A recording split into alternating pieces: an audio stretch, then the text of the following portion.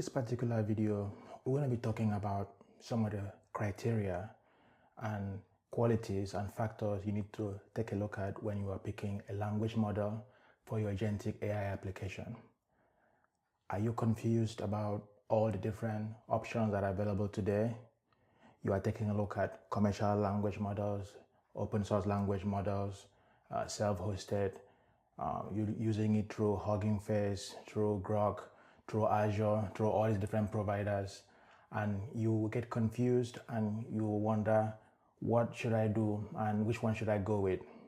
This particular video is going to help you decipher and discern what you have to look for in a language model when you are building all these agentic applications. We have several language models from Azure, from OpenAI. We have the open source language models as well.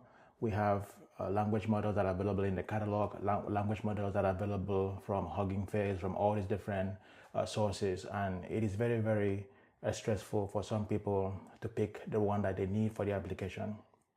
And that's what this video is about. So we're going to cover some of these considerations when we're building agentic systems. We'll take a look at some of the factors you have to consider, and then we'll try to provide you with a framework when you are deciding between going with self-hosted options as well as the commercial options that are available for you. And then I will also walk you through how you can balance between the latency of the language model, how much it's going to cost you, and the quality of the output that is giving out when it creates a response. So let's take a look at some of the factors we consider when we're building these large language model powered applications. Now, when you are building AI agent systems, you have to sometimes break it up into multiple portions. And we do this because if you try to dump all the system prompt configuration and permutations, if you try to dump all the tools on one particular configuration for the agent, it gets very distracted and it does not really perform as you would like it to perform. So now what do? We end up breaking up the application into sub-actors where you have the need to have different language models for different portions of these agentic applications. Some of it might be used for reasoning, some of them might be used to make calls to remote APIs or databases. So you get confused with which one to go with and what should I do, and it becomes very overwhelming. So let's take a look at some of these criteria and some of these things that we have to pay attention to as we're making the decision on which language model we should go with. The first thing I want to consider is that the language model that you go with needs to be able to understand what you're saying. So the ability to take in the input, to reflect on it, to reason, to understand what it is that you're saying is very, very important. This goes without saying that the language model that you need to use must understand the language of input. So if the user is speaking in French, if they're speaking in English, if they're speaking in Portuguese or Spanish or Italian or Mandarin or Japanese or Korean, this language model must be able to understand this input. It needs to be able to understand what you are asking it to do. And even when the response is generated, you need to have a separate sub-actor or sub-agent within the overall picture that can take this input and reason to understand that what we are about to give to the user or to the customer is valid and it is in compliance with the expectations that the user is asking for. So this is very, very important. Reasoning and reflection is a very critical part of the language model that you pick. I said earlier that language support is very important. There are some times when you go to build an application, particularly here in the US, we have users from South America, we have people from different ethnic groups that speak different languages. So if your application is targeting, let's say, people that speak Spanish and Portuguese and French, if the language model that you're trying to use does not support these core languages, then you cannot use it even if it performs well. So making sure that the language support is part of the core capability of the language model you are going for is very, very important. So the ability to understand what the person is asking, that is reasoning, being able to go and look at the information and then come back with a response, and then also having the ability to use it to reflect on what was being generated, and understanding the language of input as well as the language of output is very, very important. But even when we're not doing language translation, so this is very important.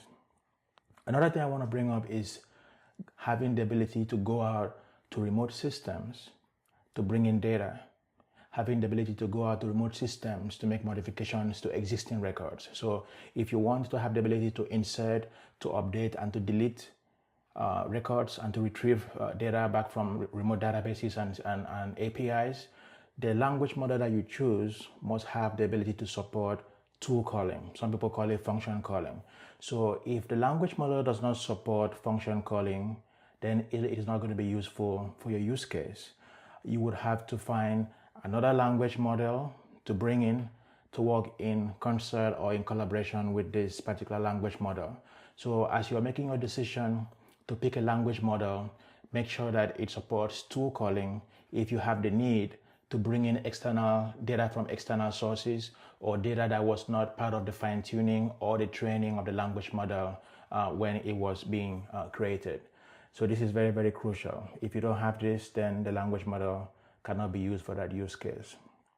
One more thing is that, because we covered earlier, as you're building these multi-actor agentic systems, you have the need of doing things in sequence, where the output from one stage of the application or from one actor within the application now becomes the input to another actor in the application. So you may have a particular sub-actor or sub-agent within the overall application that is creating an output. This output must be in a very specific format, contain certain fields, contain certain data types, and if you're not able to do this, then transferring or handing off this particular output to the next agent or to the next stage of the process becomes very, very challenging. It makes you have to write code that have to parse and interpret what the previous stage is doing in the subsequent stage, and a lot of times it makes your application to be unreliable. So having the ability to provide structured output as part of the language model is very, very critical if you're building multi-actor, multi-agent systems. This is very, very important. You cannot ignore this, because it will create frustration and it would lead to applications that are not stable and that are giving you unpredictable results. So that's very important. When we're having voice applications, or when we're having scenarios where we don't just hand off the task to the agent to work on, we are constantly interacting with the application or the agent or the tool, you have to be able to respond within a particular amount of time. If this language model endpoint or the language model you are using is not able to return the output within a particular amount of time, then it might not really be useful for you. Sometimes this latency can be aggravated by hosting the language model service in a different region, or from a different provider, where you're constantly dealing with ingress and egress costs back and forth. Sometimes it could be that the capacity of the language model service is being restricted. Sometimes the traffic demand can make it sort of unresponsive in your use case. So make sure that whatever language model service you are using, either you're hosting it or you are paying for it, has the capacity and the throughput to support your application when you are building it. Very, very important. The context window is also very important. So if you have large input, or if you have the need to generate a significant amount of output, then ensure that your language model is able to support the input, support the output, and also if you have the need to maintain state by keeping track of what has been said throughout the interaction, then this language model must have a context window that is large enough to support this particular scenario that you're looking to build. Security consideration is also very important. A lot of times I see developers and architects and engineers really ignore this particular portion, and it's very painful to see this. When you're building your system, you have to make sure that, number one, we don't use passwords in the application. So with Microsoft Azure, there's something called Azure Managed Identities. This allows you to provision the application by setting up either system assigned or user assigned managed identities that allows the application to authenticate with the language model endpoint, which prevents or eliminates the need for you to have to put API keys. Recently with DeepSeek, we saw that over 1 million API keys were exposed, and this is something that should never happen, because when this happens in your application, you lose trust with your customers, you lose trust with your users, and it's game over. So it's something that, and it is a scenario that you never want to see yourself be a part of. So the security capabilities of the language model endpoint is something you have to consider. If you're not able to host it by yourself and have full control over it, then I would recommend that you choose a provider that allows you to authenticate with the language model service or language model endpoint without the need to pass API keys around. So some sort of managed identity has to be part of this capability. Another thing is that when you're dealing with certain industries like healthcare, like financial service, and sometimes education, you have the need to provision the endpoints within a private network. So having the ability to restrict this access to a subset of networks is very critical, which limits the exposure of the endpoint or its metadata to bad actors. And that's something that you have to pay attention to. So I would not recommend you, if you're running applications on Microsoft Azure, decide to host or use a service that is not run inside of Azure. So you need to be the one that runs it yourself, or go with whatever Azure provides to eliminate the need to have to bring in requests from external environments. Another thing is that it has to be very easy to deploy. So how do you provision this? Do we have a way to run it as infrastructure as code? Are we able to do it by CLI? Are we able to use ARM templates? Are we able to use Terraform? So what are the different mechanisms of provisioning this? Because if you have production grade applications and you have to have templates to deploy these large scale systems, ability to roll forward, roll back, and do all this maintenance, have it in the code base so that different people can deploy it much easily. If this is not supported, it's something you have to think about, because on this channel, we tend to focus on production deployments, production design, production systems. So my mindset is always to bring you content that would train you, that would educate you, that will equip you with what you need to succeed in the production environment. And this is very important. The ability for you to observe what is happening, the ability for you to deploy it, the ability for you to roll back, roll forward, all these things are very critical when you're choosing your language model of choice, because a lot of times we have different versions, different API versions, and different endpoints to consider. And if you don't factor this into your selection process, it can become a very big challenge for you in the future. Also pay attention to some of these hidden costs. A lot of times we don't pay attention to the egress charges, particularly when you are using a service that either is in a different availability zone, a different region, or completely out of Azure. As you're doing this, as data is leaving Azure and going out to those systems, you might end up paying egress charges if the amount of data that is going back and forth is very significant.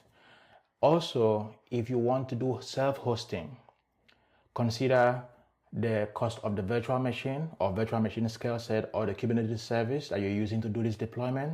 Consider the cost of the persistent storage that you're going to use to keep track of the metadata and the actual language model itself. Consider the cost of egress charges going across availability zones, going across regions, or going out and in, to Azure. So make sure that you pay attention to all these costs, because a lot of times I see people saying, oh, it's just 25 cents per request, or 25 cents per million tokens. What does that really mean? What are the other hidden costs, even though it's open source, even though it's free? What are the other hidden costs you have to pay attention to when making this selection? Because everything is very important. To me, the security tends to override the cost of the language model. So I always pay attention to that whenever I'm making my choices. So now you might have decided, okay, I want to go with commercial, or I want to go with open source, or I want to do a combination of both of them because I have certain use cases where the open source model is better, and certain use cases and scenarios where the commercial version is better. So what sort of framework is available to guide me when making this decision? So let's take a look at this. The cost, a lot of times, is what people pay attention to a lot. But I would say that there are explicit costs and there are also latent or hidden costs. Consider all of this when you're making your decision to go with the language model of your choice. Something might be 25 cents, but you might need to hire an engineer and pay them $10,000 to help you set up the thing that is 25 cents. So just decide whether it is worth it for you to just pay as you go, or for you to invest in the infrastructure and the human resources necessary for you to set up these open source systems. Take a look at the ability of the accuracy and the quality of the language model output. This is very, very important. The ability of the model to generate high quality output is something you have to consider. There are scenarios where you might want to customize or fine tune. In such scenarios, there are certain open source language models that are better for this. And there may also be some commercial options that allow you to fine tune the language model or the service you are trying to use. So this is something you should consider. Security and privacy is something that should never be ignored.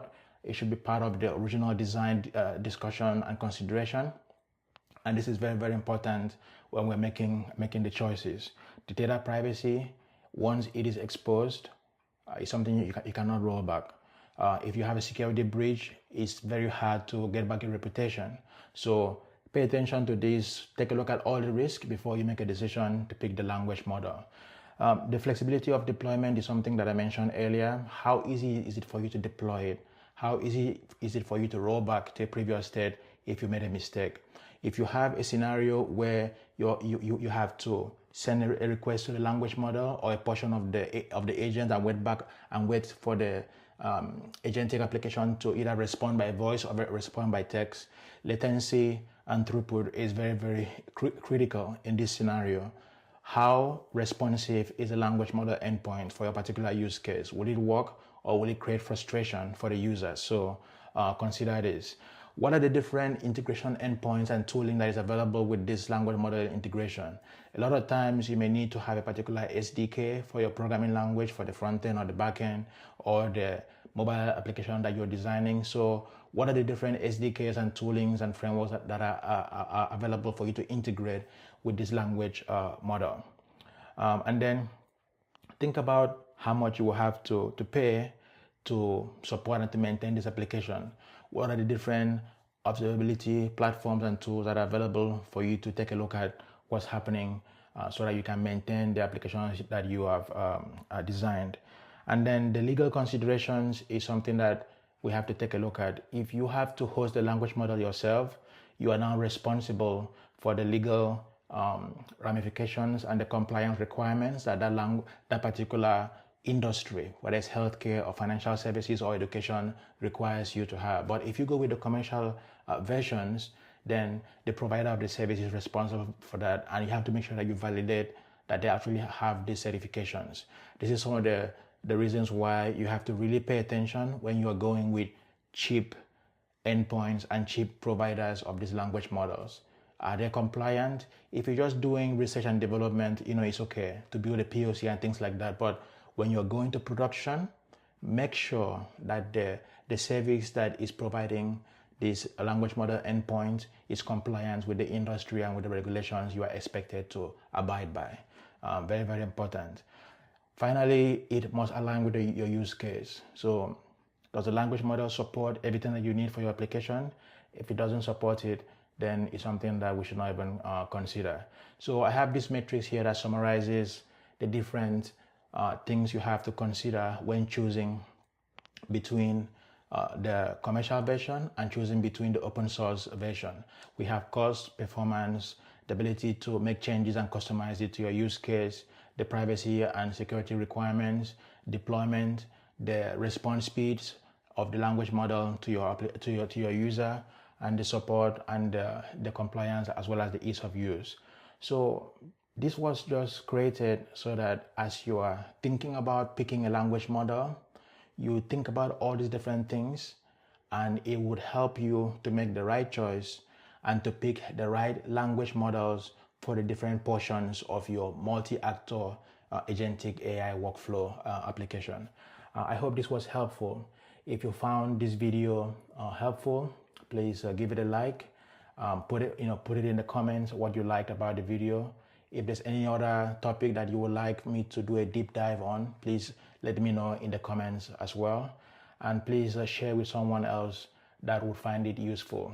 Thank you very much for your time, and I will see you in the next video.